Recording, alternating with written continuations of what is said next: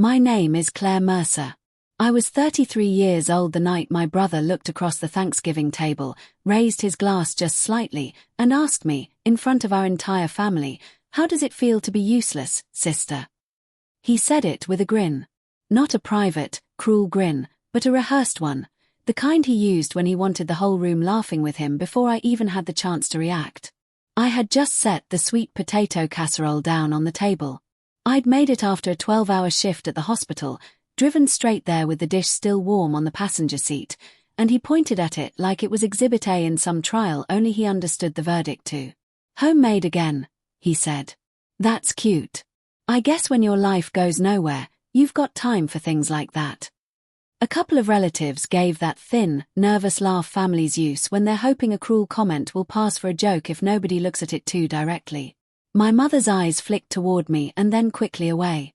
My father kept eating like he hadn't heard. Ryan leaned back in his chair, swirled the bourbon in his glass, and looked at me with the calm expectation of someone who already knew how this would go. He expected silence. He expected me to laugh along, or excuse myself to the kitchen, or absorb it the way I had absorbed every comment like it for the last decade. Instead, I looked directly at him and said, "Never felt better, actually. Especially since I stopped covering your bills." I watched his smile die in stages. First his eyes. Then his mouth. Then, slowest of all, the hand still holding the glass.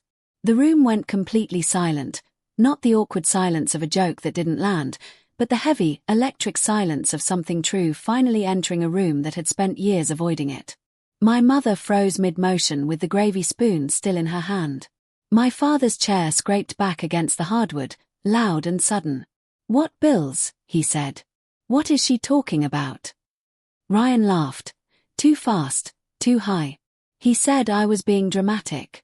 But I heard it, that thin crack running under the laugh, the sound of someone realizing the floor they'd been standing on was gone. Before I tell you what happened after that, what he said, what my parents said, what came out of my phone 2 minutes later, let me back up. Because to understand why that sentence landed like a bomb, you need to understand exactly how long I'd spent building the fuse. If you'd asked anyone in my family who the successful one was, they'd have said Ryan's name before you finished the question. He was 37, worked in sales, and had built an entire identity out of looking impressive from a comfortable distance. Tailored shirts. Client dinners downtown. Golf trips with men who had titles instead of names. My mother, Linda, adored the image of it. She'd post his headshots from corporate events like he was a minor celebrity. My father, David, respected anything he could point to and explain in one sentence to a coworker. Ryan gave him that. I never did. I worked in healthcare administration for a hospital network outside Chicago. Budgets. Approvals. Staffing disasters. Insurance escalations. Every invisible fire that had to be put out quietly before a doctor or a patient ever felt the heat. I was the reason the machine didn't break, which also meant nobody noticed me unless something already had. That was my role at work, and somehow, without ever agreeing to it, it became my role at home too. At barbecues, my mother waved her phone around showing off Ryan's latest professional photos while I refilled drinks in the kitchen, unasked. At Christmas, my father grilled Ryan about quarterly numbers and bonus structures, then turned to me and said, "Hospital still busy?" Like my entire career fit inside 2 words and a shrug. Even my wins got smaller in the retelling. When Ryan leased a BMW he couldn't afford, people called him ambitious. When I paid off my student loans 2 years early, my mother said, "That's nice, honey," then asked if I could grab extra dinner rolls on my way over next time. The longer I sat inside that dynamic, the more I understood its architecture. Ryan didn't just enjoy being admired, he needed someone positioned lower than him to make the admiration feel earned. Every joke about me being too serious or too practical did quiet, structural work. It placed me a rung down before anyone could look too closely at what he might be hiding above me. And the worst part is, I let it happen for years, because some part of me had confused endurance with love. I was the one who arrived early and stayed late. The one who remembered birthdays and absorbed tension before it could reach the table. Ryan got applause. I got trust. For a long time, I told myself trust was enough. It wasn't. Trust without respect just means people assume you'll keep carrying what should have been shared. IT started in April, with a voice note sent at 11:43 p.m. I remember the timestamp because I listened to it 3 times before I called him back. The voice on the recording wasn't the smooth, joking salesman voice I knew. It was wrecked. Ryan told me his company had cut his position in a round of layoffs. He said he hadn't told our parents, Mom would spiral, and Dad would never look at him the same way again. He said it was temporary. He said he already had leads. He just needed help with rent. Maybe 1 month. Maybe 2. While he talked, he sent screenshots, rejection emails, a nearly empty fridge, a message that read, "Please don't tell them. I'm humiliated enough already." I believed him, because it sounded exactly like the kind of pride Ryan would rather choke on than show our parents. I also believed him because the world itself felt unstable that year, and I was working brutal hours trying to keep my hospital system upright through shifting policy and staffing chaos. Everyone was falling apart in some direction. Helping my brother didn't feel suspicious. It felt human. I wired him the first payment from my savings and told myself it was simply what family did in a crisis. He thanked me with a softness I hadn't heard from him in years, and for a moment, that softness felt like enough. A week later came another voice note. Then another. Utilities. Internet. A credit card minimum he'd miscalculated. He always had a reason ready before I could even ask, and always the same closing line. "Please, Claire. Don't say anything yet. Let me get back on my feet first." At first it was a request. Then it became shame, carefully applied. He'd send a screenshot of job listings at 6 in the morning, then a message 3 hours later, "Landlord's pressing me. Please don't make me go through this alone." Once he sent a photo of himself in a wrinkled dress shirt, standing in a parking lot, captioned, "Interview day. If this works, this nightmare is over." I found out much later there was no interview that morning. There was a Cubs game and 3 live bets. That was Ryan's real talent. He never lied in ways that looked reckless. He lied in ways that kept hope alive just long enough for one more transfer to clear. Dad will think I'm a loser. Mom will blame herself. I can't be the son who failed. He knew exactly which words would pin me in place. Sometimes he'd say, "You're the only person I can trust," and for a few seconds, that sentence felt like love instead of leverage. My banking app quietly became a private calendar of his emergencies. First month. Second. Third. Every time I thought it was finally ending, a new wave of texts arrived explaining why now, specifically, was the worst possible time to let him fall. He always promised repayment the moment the next job landed. He always said, "Just one more time," with the calm confidence of someone who had already decided there would be another. Looking back, I can see how methodical it all was. It wasn't one dramatic phone call and one emotional rescue. It was voice notes, screenshots, small transfers, and perfectly timed digital nudges, engineered to make me act before I had room to think. He wasn't only asking for money. He was quietly building a system where I became responsible for protecting his image while he kept performing success for everyone else. That system changed me before I even admitted it was happening. I stopped taking small trips. I stopped replacing things that needed replacing. I wore the same uncomfortable work shoes for 2 extra years because buying new ones felt selfish while he was struggling. I picked up extra shifts at the hospital, not because I needed the money for myself, but because working made the guilt of the money leaving my account easier to carry. And when I hesitated, even slightly, he didn't explode. He got quiet.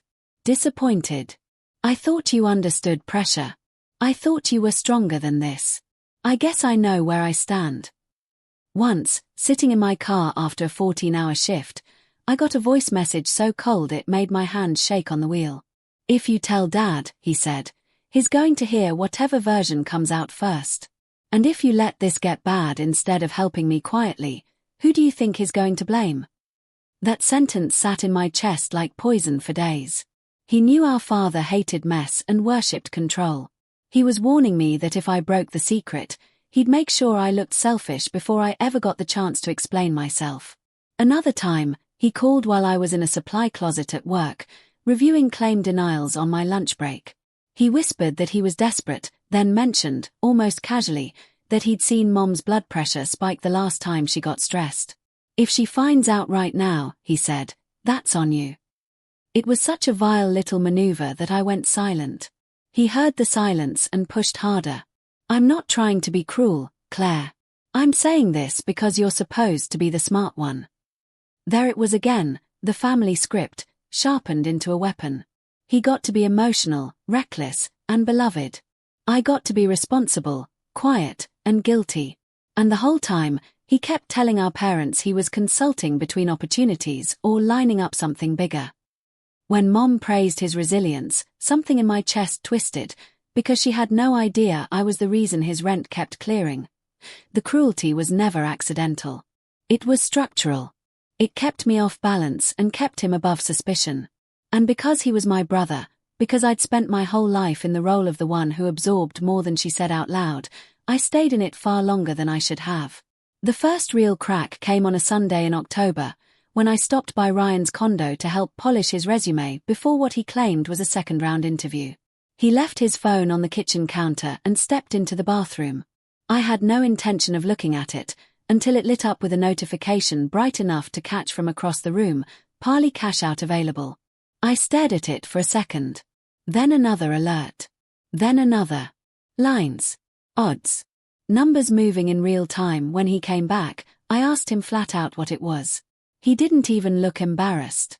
He laughed and called it sports trading, like he'd discovered some clever side hustle the rest of us were too boring to understand. He explained it fast and confidently, and if I hadn't already spent months absorbing his justifications, I might have let it slide. But something in me had already started to rot with suspicion. 2 weeks later, my Aunt Carol called in that careful, testing voice people use when they suspect a family secret is bigger than they want to admit. Ryan had asked to borrow money for rent, she said. He'd told her not to mention it to anyone. He was too ashamed. My stomach dropped. It was the exact same line, word for word, that he'd used on me. After that, the pieces arrived faster than I could brace for them. A cousin mentioned, almost in passing, that Ryan had texted him about a short-term cash crunch. An uncle joked at dinner that Ryan owed him a steak once he got back on top. And every time I looked at my brother a little too sharply, he went quiet. Then came the worst piece. I'd driven to my parents' house to help my father move storage bins before winter. In the garage, almost absent-mindedly, he said, "Your brother had some questions about penalties on a retirement withdrawal. Kids don't think about how expensive those mistakes are." I stopped moving. He noticed and frowned, and after a pause too long to be innocent, admitted he'd loaned Ryan money from his 401k. "Not much," he said, and then named the amount, enough to blur my vision for a second. Ryan hadn't just turned me into a private safety net. He'd built an entire web across the family, borrowing from each person separately so no one could see the whole shape of it. He'd timed every request with unsettling precision. Aunt Carol got the ashamed son routine. My uncle got the tempera cash flow version. Dad got the proud man to proud man speech about needing a bridge, not a bailout. I got all of it stacked together, the guilt, the secrecy, the tears, the pressure, the quiet threats, because I was the one he trusted to hold the whole weight without dropping it. That night, I did what I should have done years earlier. I stopped listening to explanations and started collecting evidence. I pulled every bank statement. I searched texts, emails, voice notes, transfers. I built a spreadsheet, date, amount, excuse, urgency, promise, secrecy, and watched a grim little map of the last 3 years take shape in front of me. The totals made me physically sick. But worse than the amount was the pattern. His requests spiked, almost mathematically, after football weekends, after March Madness, after stretches where he'd posted extra hard online about grind set and discipline and comeback energy. The money I thought was covering adult expenses had, more often than not, been cushioning losses. Rent was sometimes real. But plenty of his emergencies arrived right after he'd chased a bad bet and needed breathing room before the next one. When I finally confronted him, he ran through 3 versions of the truth in 10 minutes. First, it wasn't gambling, it was strategy. Then, it had only gotten bad because I was freaking out and making him sloppy. Then he pivoted straight to heartbreak. I can't believe you judge me when you know I'm drowning. That was the moment my sympathy changed shape entirely. He wasn't drowning because nobody had thrown him a rope. He was drowning because he kept using other people as flotation devices while punching new holes in the boat himself.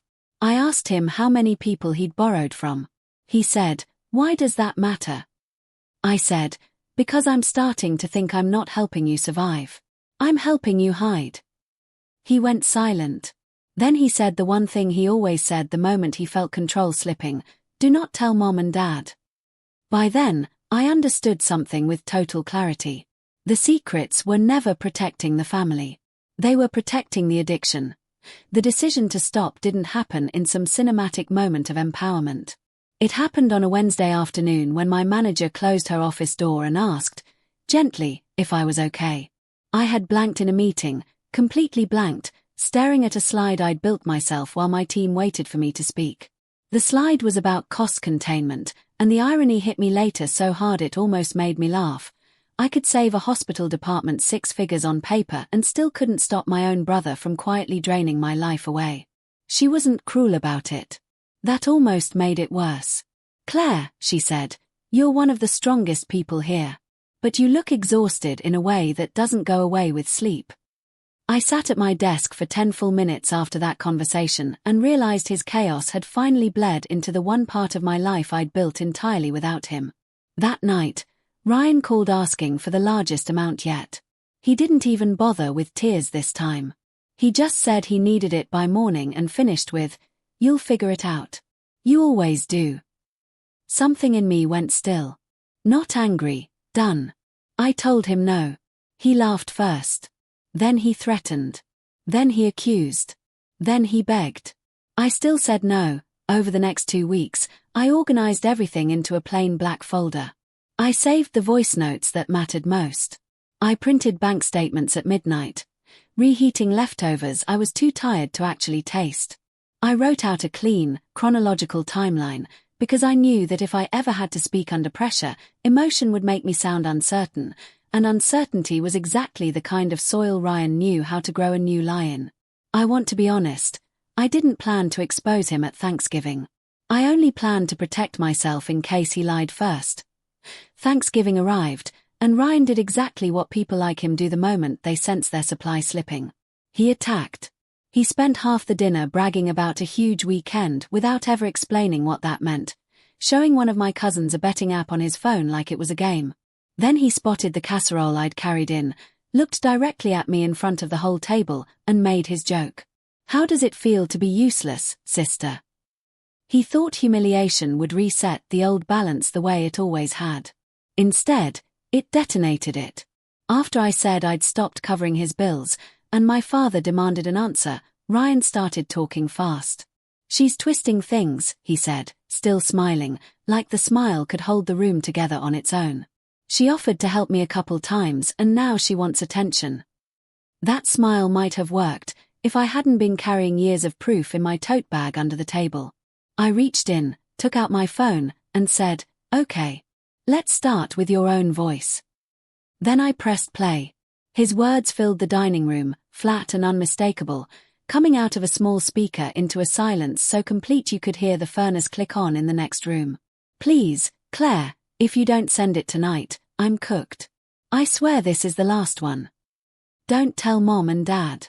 Dad will never respect me again." Another clip. "I can flip this by Sunday if I just get one more shot." Another. "If you really cared about family, you wouldn't make me beg."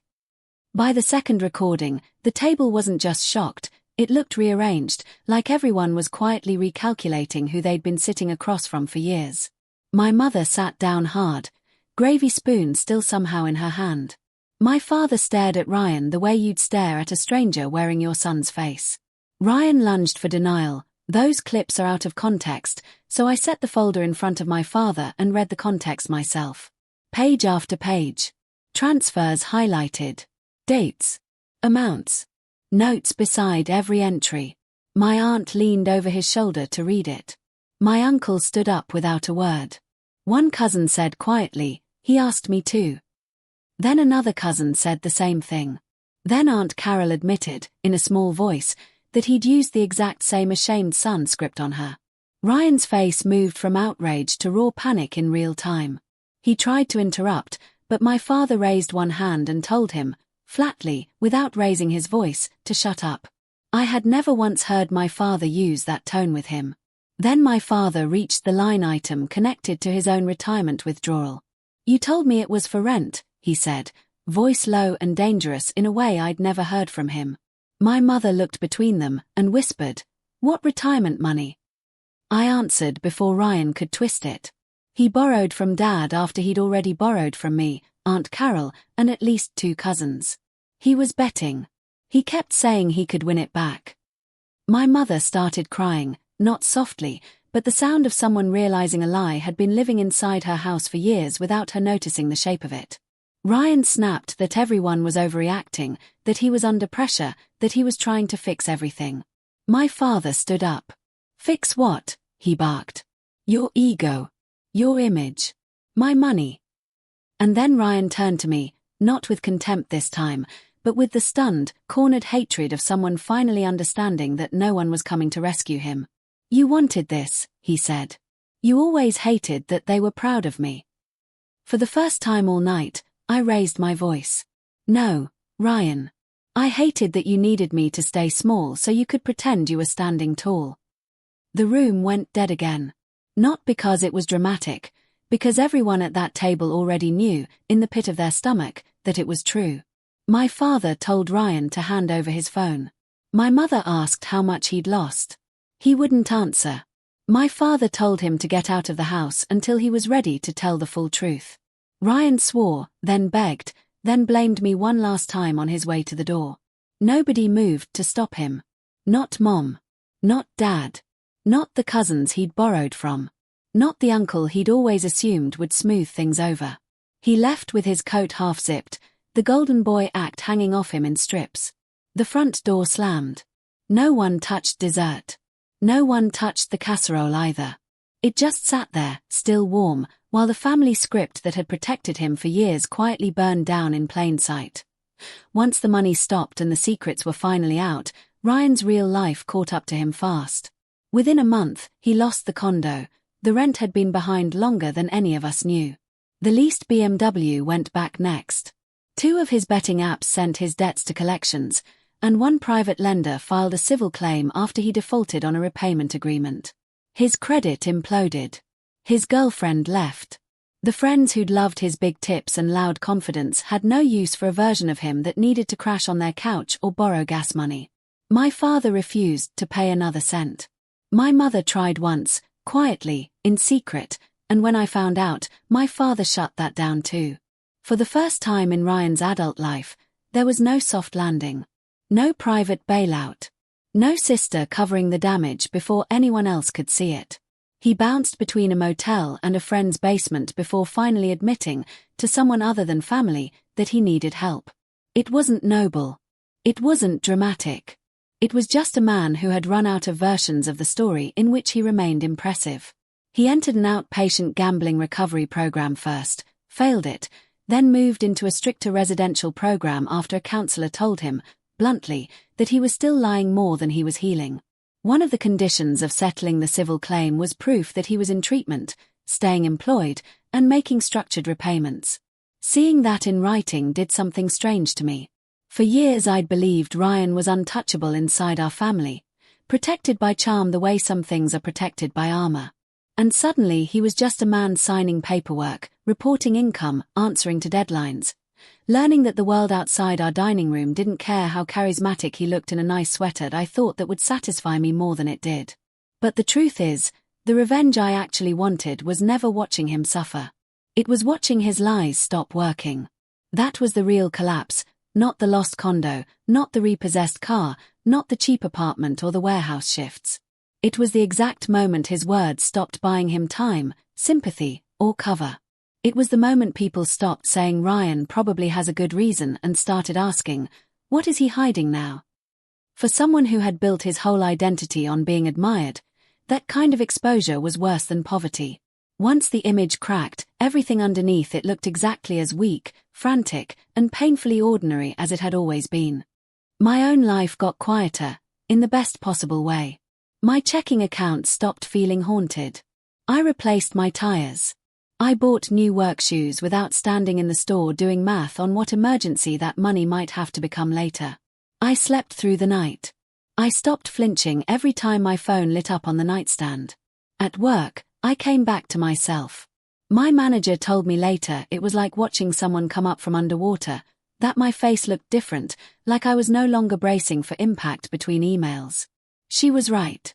I'd spent so long living in anticipation of Ryan's next crisis that ordinary peace had started to feel unfamiliar, almost suspicious, like it couldn't possibly last. My parents changed too, though not easily or quickly. My father stopped romanticizing confidence just because it arrived in a loud voice. My mother stopped smoothing over sharp comments with, "Oh, that's just Ryan." Our family dinners got smaller, less glossy, and far more honest. There were awkward silences. There were apologies that arrived embarrassingly late. There were holidays where everyone seemed to be learning a new language for relationships they thought they already understood. But an awkward truth was still better than polished dysfunction. My father apologized the only way he knew how, not with a speech, but with plain honesty. One evening in the garage, handing me a box of Christmas lights, he said simply, "I should have asked better questions a long time ago." That was all. But coming from him, it meant everything. My mother took longer, because guilt hit her differently. She cried often in those first few months, replaying old dinners, old jokes, old moments she'd waved off because Ryan was just teasing and Claire's strong enough to handle it. One night, washing dishes together after a quiet Sunday meal, she said, "I thought keeping the peace meant ignoring the harm, as long as it came wrapped in charm." That sentence explained half our family's history in a single breath. She hadn't meant to be cruel. She'd simply mistaken discomfort for danger, and silence for love. A lot of families make that exact mistake. They tolerate the person who makes everyone uneasy, because confronting them would disturb the illusion of togetherness. And they let the reliable one quietly carry the emotional debt, because they assume that person can survive carrying anything. A year later, Ryan was working early shifts at a warehouse outside Aurora, living in a plain one-bedroom apartment with second-hand furniture and no audience left to perform for. He started sending small repayments to the relatives he'd borrowed from, though he'll never fully repay what he took from me. The money mattered, but not nearly as much as the years did. You can rebuild savings. It's much harder to calculate what it costs to live that long inside someone else's manipulation. There's no neat line item for the nights you spend rehearsing conversations in your head. No spreadsheet entry for the way your stomach drops every time a familiar name lights up your phone. No column for the quiet humiliation of realizing you defended someone who was privately using you as infrastructure. Those losses don't show up on a bank statement, but they're real, and they linger long after the overdraft fees stop. Recovery, for me, looked ordinary from the outside. I started saying no faster. I let calls go to voicemail without guilt. I stopped explaining simple boundaries to people who'd benefited for years from ignoring them. I took a weekend trip to Lake Geneva by myself and spent half of it just sitting quietly with a book, stunned by how peaceful it felt to have no one angling for something from me. I even brought homemade food to another family dinner, months later. Not because anyone had earned the gesture, but because I refused to let one cruel comment strip the softness out of me permanently. That mattered more than I expected it to. Ryan had already taken enough from me. I wasn't going to let him take the parts of me that were actually worth keeping. Still, I won't pretend there was no satisfaction in how it ended. The brother who loved calling me useless had to rebuild an entire life from zero, while everyone he'd once impressed quietly learned exactly who had been carrying him the whole time. The parents who mistook noise for strength finally saw the daughter who'd been holding everything together in silence. And somewhere in the middle of all that fallout, I finally learned the lesson I should have learned years earlier. Stopping the rescue is sometimes the rescue. Not for them. For you. Sometimes the most loving thing you can do, for yourself, and honestly for the person you're protecting too, is step back and let the truth do its work without you cushioning the impact. So if you've ever been cast as the quiet one, the responsible one, the person expected to bleed privately so someone louder can keep looking successful, hear me clearly. You are not cruel for stepping back. You are not selfish for refusing to fund someone else's destruction. And you are absolutely not useless, just because the wrong people benefited from calling you that. My brother lost money, status, and the polished image he'd spent years building. But I lost something too, the illusion that family automatically means safety. And strangely enough, losing that illusion was what finally set me free. If this story hit home, tell me in the comments, have you ever been the reliable one while someone else got all the credit? And be honest, would you have played that recording at the table or waited?